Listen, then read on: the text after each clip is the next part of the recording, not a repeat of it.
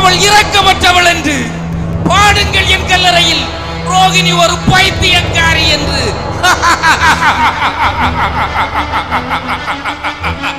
கண்கள் தீட்டும் காதல் என்பது கண்ணில் நீரை வரவழைப்பது.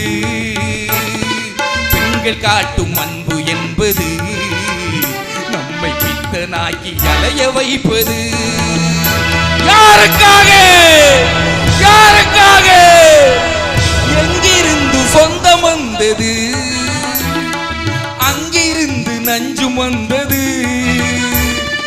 அங்கிருந்து ஆட்டுகின்றவன் தினமாடுகின்ற நாடகம் இது. யாருக்காக யாருக்காக?